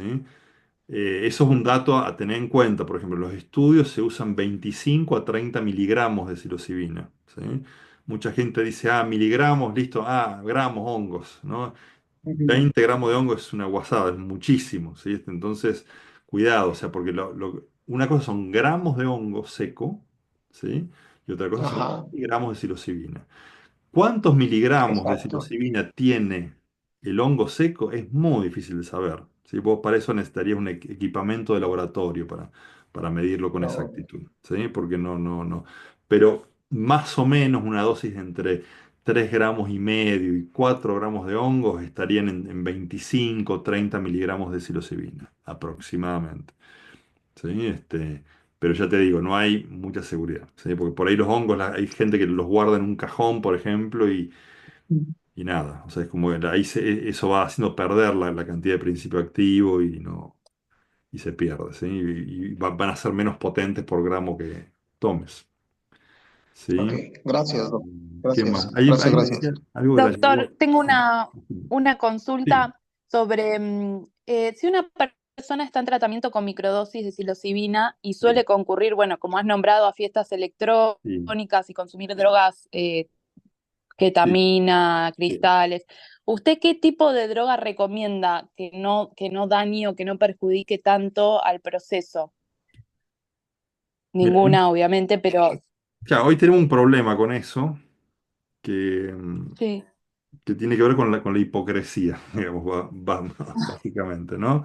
Porque, a ver, eh, el consumo de sus sustancias sintéticas es un tema en el mundo, eh, pero en muchos países se dispone de algún sistema, alguna ONG, algún test, digamos, para saber qué tiene ese cristal o esa pastilla dentro, ¿sí? Entonces, generalmente, digamos, lo esperable sería que la mayor parte del consumo en las fiestas electrónicas tiene que ver con MDMA, éxtasis o con ketamina, ¿sí? Es lo más frecuente, algunas otras cosas también, pero lo más masivo es eso. Lo que ocurre es que sí, sí, sí. como es ilegal esto, digamos, nadie sabe que está consumiendo y como no hay, digamos, manera de testear esas pastillas o esos cristales de un modo fácil hoy en día en Argentina y en la mayor parte de los países, nadie sabe que se está consumiendo, ¿sí? Entonces a veces Las pastillas tienen derivados anfetamínicos diversos, tienen otras sustancias sintéticas. Ha habido problemas en Estados Unidos con fentanilo, por ejemplo, pastillas, gente que pensaba que estaba tomando éxtasis y murió por una sobredosis de fentanilo, por ejemplo, un opiáceo. ¿Sí? Entonces, ese tipo de cosas es difícil de saber qué se está tomando hoy en día, ¿viste? Entonces, este, la, yo creo que, a ver, que el consumo de sustancias, hay que ser cuidadoso con las sustancias, ¿sí? Nosotros no estamos muy de acuerdo con el consumo recreativo de sustancias, ¿viste? O sea, es como, más allá de que se puedan tener muy buenas experiencias y a veces experiencias hasta terapéuticas en el ámbito recreativo, nos parece un desperdicio, ¿sí? Es como que realmente uno para una experiencia psicodélica tiene que prepararse, tiene que llegar de un modo, ¿sí? Tiene que después ese mensaje que recibió elaborarlo, ¿sí? Y eso lleva tiempo, no es algo que se pueda hacer, digamos, todo el tiempo y así nomás. ¿Sí? Sí. Alejandro, que tenés la mano levantada ahí. Buenas tardes, doctor. ¿Cuál Bueno, sería la forma óptima de guardar los hongos secos para sí. que no pierdan su potencia? Es primero que estén secos, ¿sí? Que estén bien secos, porque a veces quedan húmedos y eso los puede contaminar. Y generalmente, a ver, a la psilocibina no le gusta la luz, ¿sí? Se degrada con la luz, se degrada con el oxígeno, se oxida y se degrada con el calor. Entonces, generalmente, digamos, eh, lo que la gente hace es ponerle una bolsa sellada, estas que vienen con cierre hermético y guardarlos en el freezer. De ese modo duran años, digamos, no. Pero si yo los tengo por ahí en un frasco, en un cajón, por ahí, la chance de que vayan perdiendo es alta. ¿Sí? O sea, no luz, no demasiado circulación de oxígeno y temperatura constante, si es frío mejor. ¿Sí? Así que un poco eso. ¿Mm? Doctor. El título del autor, Damián, eh, después ah, de la iluminación, lavar los platos. Sí, es como, eh, creo que es After the Illumination de Londres. Es como a lavar la ropa, en realidad, el título del libro. ¿No? Es como una cosa así. Pero Jack Corfield es el autor. Sí, eh, perdón, sé que nos quedan unos minutos. Eh, Más que nada con las cuestiones, por ahí hay tanto que preguntar que nos sí, vamos un poco, pero las cuestiones de este como paradigma en algún punto que nos trae el mundo fúngico, sí, desde los adaptógenos a la psilocibina, porque sí, los sí. adaptógenos también están Ujú, como furor. sí, Y desde ese paradigma, digamos, eh, enten- como terapeutas o como guías o como facilitadores, como el sí. concepto que queramos poner, yo tengo mi formación en filosofía, así que Ujú, eh, a mí me interesa entender, yo entiendo perfectamente, incluso por mi experiencia también, que las macrodosis o minidosis, como le dicen, por eso lo entiendo como un ejercicio para entender cómo funciona la psilocibina en nuestro cuerpo, en nuestras funciones sí, cognitivas, ¿no? sí, sí, Para utilizarlo como una integración, como algo terapéutico que después lo podamos usar en el día a día, claro. ¿no? Porque si nosotros fomentamos las macrodosis en dosis heroicas o en Sí, sí, dosis en sí. donde, Sí. digamos, tengamos alucinaciones o pérdidas de... Ujú, Igual la disolución del ego la entiendo como algo súper transformador, sí, pero esa experiencia luego, para ser integrada de una forma que en nuestro día a día podamos utilizarla y que no quede en una elevación de serotonina claro, claro, claro. Sí, sí, momentánea, sí. entonces ahí es donde yo intento profundizar, Ujú, ¿no? Como alguien alguien que quiere guiar a una persona hacia ese lugar. Es un sí, proceso largo, claro, claro. interdisciplinario en el sentido de que no quede solo en la psiquiatría. Eso me voy Ujú. con el No, paradigma ese que es nos más trae trabajo de la actualmente. psicoterapia, te diré en general, ¿no? Sí, Cuando digo sí, psicoterapia psicoterapia que todavía no estaba preparada. no digo solo psicólogos, ¿no? O sea, sino que también coach, Claro, gente que ahí va. esté, digamos, que... Ujú. A ver, hay muchos terapeutas que no son psicólogos, digamos. Yo conozco, nosotros, a ver, con el mundo de Naranjo, está muy asociado al mundo de la terapia gestáltica, ¿no? Y yo conozco excelentes terapeutas que no son profesionales, que son a veces maestros de teatro o nada, ¿viste? Es como, entonces eso, la integración, digamos, va en ese campo. Es un trabajo largo, es un trabajo donde el trabajo de integración implica comprender lo que pasó, digamos, por un lado, que a veces eso lleva tiempo, porque la comprensión de estas cosas no siempre es inmediata, ¿sí? Y ir bajando esto a lo concreto también, ¿no? Porque, a ver, la idea de una experiencia psicodélica terapéutica, justamente, es que yo pueda, digamos, ver las cosas de un punto distinto, digamos, y después llevar esa comprensión a cambios concretos en mi vida. Entonces hay todo un trabajo ahí alrededor de la conducta, de los vínculos, que es largo, ¿sí? O sea, nosotros en el retiro generalmente hacemos un mes posterior, ¿sí? Por esto, y no alcanza, hay mucha gente que necesita más tiempo. Sí, hay gente que trabaja una experiencia psicodélica en dosis altas por más de un año a veces, o por toda la vida a veces. Hay gente que, eh, digamos, está tan comprimida la información durante la experiencia, ¿sí? Y hay tanta información ahí que si yo lo aprovecho bien, tengo para trabajar un buen rato. Por eso no está bueno volver a tomar un psicodélico de nuevo, ¿sí? Al mes o a las 2 semanas, ¿no? Este, ¿Sí? Porque hay que elaborar mucho ahí, y si no lo elaboro, sí, hay que preguntarse qué estoy haciendo, porque, ¿sí? Sí, y también si no me estoy volviendo un poco adicto a lo intenso, porque también uno de los problemas que Naranjo veía en el uso excesivo de psicodélicos, él veía como que la gente se embrutecía un poco, ¿no? O sea, como que la gente perdía cierta sutileza. Es como, él decía, es como alguien que come comida picante, solo comida picante todo el tiempo. ¿Sí? Entonces se acostumbra a lo muy intenso todo el tiempo, y me parece que lo único válido es lo intenso, y después no le siento el gusto a nada, ¿no? Entonces cuidado con eso, ¿sí? Porque si bien el psicodélico nos puede abrir a un mundo, nos puede conectar, nos puede, ¿sí? Volver la mente más sutil, darnos cuenta de cosas mucho más complejas, sutiles, no tan obvias, también nos puede cerrar esas puertas, ¿sí? Si nos excedemos, ¿sí? Entonces hay todo un trabajo por fuera digamos, de la utilización del psicodélico en sí, que tiene que ver con todo esto, con todo el trabajo continuo, ¿sí? De elaboración, de ver qué estoy haciendo, bueno, comprendiste aquello, bueno, ahora qué vas a hacer con esto, ¿sí? O sea, te diste cuenta que, no sé, por ejemplo, repetís cierto patrón en tus vínculos, bueno, a ver, ¿cómo podrías hacer algo distinto? ¿Sí? El psicodélico no te lo va a dar a eso. O sea, el psicodélico te muestra, y pues después el trabajo tenés que hacerlo vos. ¿Sí? Entonces, un poco eso, ¿no? Es como Eh,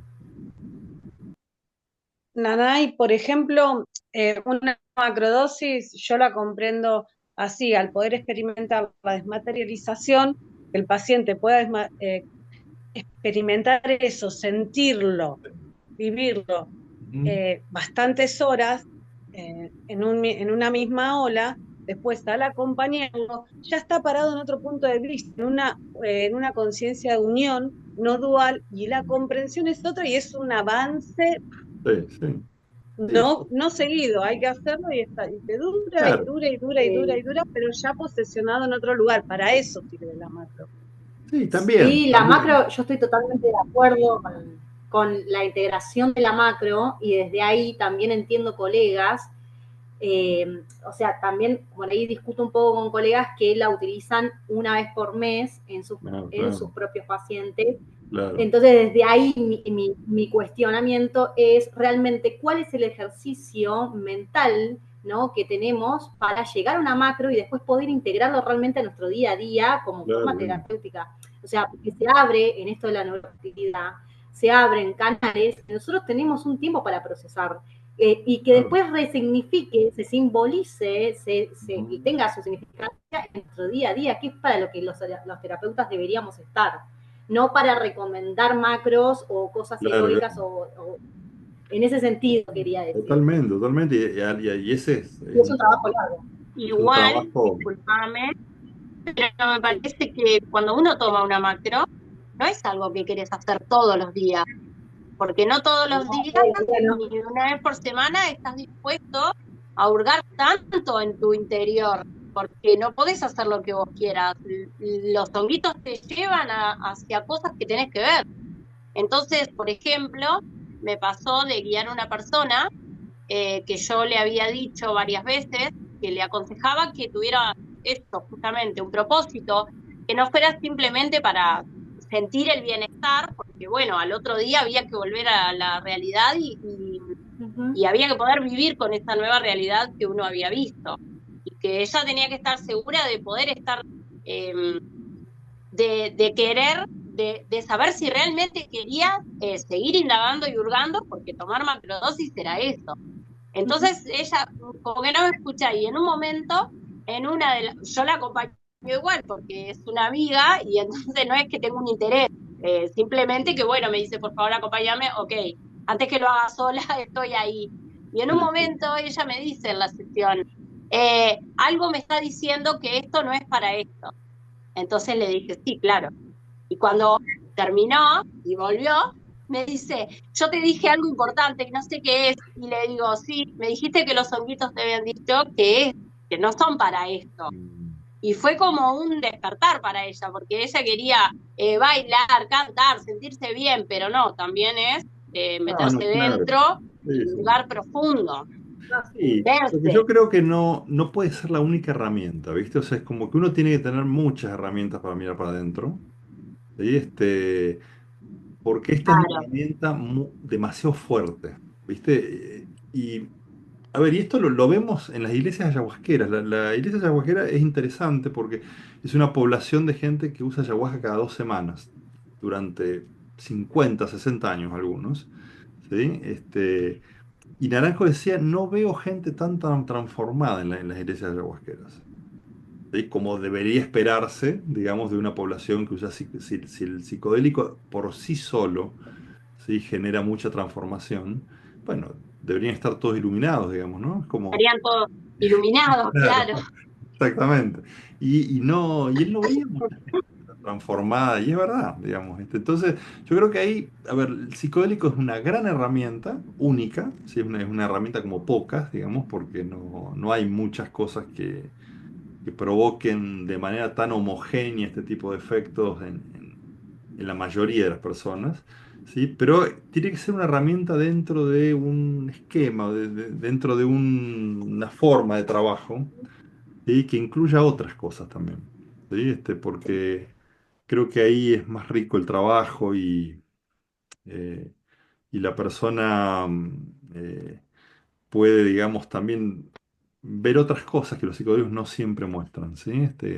Tengo Sí, una duda sí, que sí, me parece importante. Ustedes como terapistas, a un paciente que terminó su proceso con microdosis, que le sí, fue bien, que lo supo aprovechar, ¿le sí. recomiendan hacer una macrodosis después de un tiempo, vivir la macrodosis? ¿Es Eh, recomendable después Mira, de... a ver, no por las microdosis en sí. Terence McKenna, esta persona que les digo, él decía, irse a la tumba sin tener una experiencia psicodélica es como morirse sin haber tenido sexo. ¿Sí? Puede O ser sea que sí. interesante. Yo creo que, a ver, también, no para todo el mundo. Hay gente que no conviene que ¿sí? Se inestabilice más, se abra más. Sí, abrirse más para alguna gente es un problema, ¿sí? Pero para la mayor parte de las personas, una experiencia psicodélica puede ser altamente terapéutica, ¿sí? Pero entre paréntesis, sí, de una manera cuidada, de una manera donde la persona no corra riesgo, donde esté cuidada, donde consuma una sustancia que sea de calidad, ¿sí? Donde el terapeuta no lo invada con un setting y con ideas que no son propias y le meta dentro de la cabeza cosas, ¿sí? Que no tienen nada que ver con el interés de la persona, ¿sí? Entonces, yo creo que sí, yo creo que es válido. ¿sí? Tenemos el problema de la legalidad con esto todavía, digamos que todavía no, ya les digo, hoy en día es ilegal usar psilocibina en la mayoría de los países, digamos, ¿sí? Más allá de que esté difundido y que la gente venda por Instagram y todo esto, no, no es legal, ¿sí? Y cada tanto pasa alguna cuestión. Sí, pero bueno, está cambiando el panorama. Ahora, hace unos días hablé con una persona de la Universidad Católica del Norte de Chile, que están armando un estudio para hacer una presentación en Chile para que se puedan aprobar las terapias asistidas con psilocibina, usando el modelo que se está usando en Oregon y en Colorado, en Estados Unidos, ¿sí? Que son algunos estados donde se ha logrado aprobar estas terapias con controles, con regulaciones, con un montón de cosas, digo, pero se pueden hacer. Este, y también en Uruguay están intentando hacer algo parecido. O sea que hay un movimiento que está viniendo, eh, que probablemente tengamos novedades pronto, ¿sí? Y eso va a hacer que sea mucho más fácil trabajar, que, digamos, que... También Sí, tengo decime, otra duda decime. que me quedó colgada con respecto a esto de la conciencia, ¿no? Y se me Sí, ocurrió ahora, eh, ¿se podría, esto lo pregunto desde mi mayor ignorancia, así que si estoy diciendo una pavada, por favor, sí, ajá, decime, pero si no le podemos dar un psicodélico a un paciente porque sí, lo notaría, sí, pero de todas maneras el psicodélico haría efecto en sí, él, sí. ¿podríamos darle bajo anestesia general a un paciente Bueno, sí, psilocibina para ver si cuando vuelve a sí, la conciencia sí. tiene como esos efectos? ¿O sería mucho más riesgoso darle la anestesia general que la No, psilocibina no y que lo hay. sepa? Hay algunos estudios en relación a anestesia, hay unos estudios en pacientes en coma también, ¿sí? Porque ahí está, hay una pregunta de fondo que ¿es necesaria la experiencia psicodélica para que esto sea terapéutico o no? Es una pregunta que no tiene una respuesta hoy en día, ¿sí? Hay gente que dice que sí es estrictamente necesario, otra gente que dice no, esto tiene efectos de por sí. Y hay datos cruzados también, hay datos, por ejemplo, de neuroplasticidad, digamos, que podrían ser independientes a la experiencia, ¿sí? Donde digamos, el psicodélico podría generar neuroplasticidad por un mecanismo distinto al que genera el efecto psicodélico, ¿sí? Pero, bueno, también esas ideas a veces llevan a acciones y a cosas, ¿no? Y esas ideas van hacia el lado de generar un fármaco sin efectos psicodélicos, ¿sí? Que lo vende un laboratorio también, ¿sí? Es como o sea, ese camino termina ahí, digamos, ¿no? Es como este, Claro, sí, siempre terminamos beneficiando a la farmacéutica con Y lo la que farmacéutica, pensamos. claro, es que la farmacéutica está en medio de esto también, digamos, porque ¿qué ocurre? Ese es otro tema, digamos, porque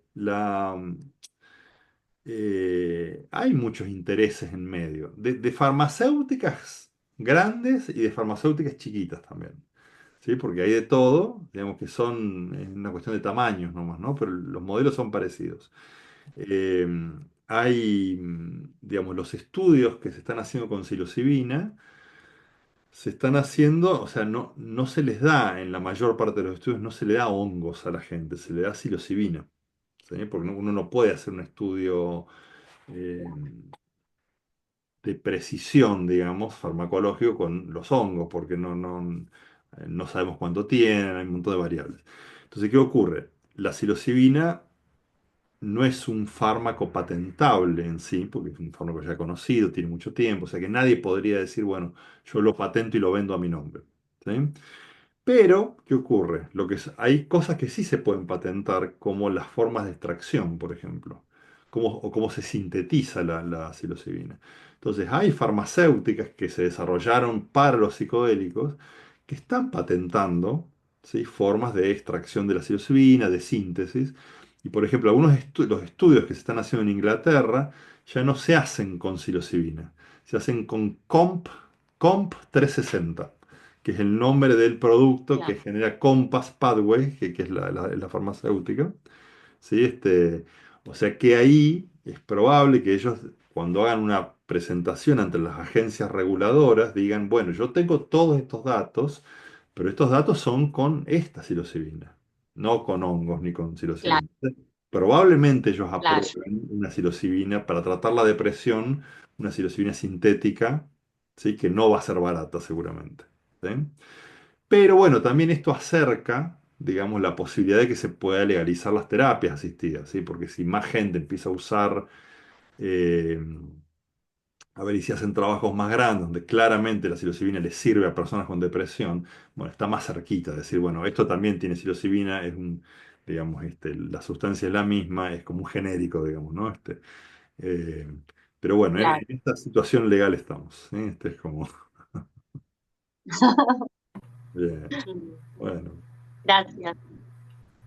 Gracias, Damián. Bueno, después yo les, Bueno, les subo esto ahí al WhatsApp si quieren para la gente que no lo pudo ver, digamos, y eso, para que esté disponible. sí, por favor. Y Muchas gracias por la predisposición. bueno, bueno, muy bien. ¿Sí? Gracias.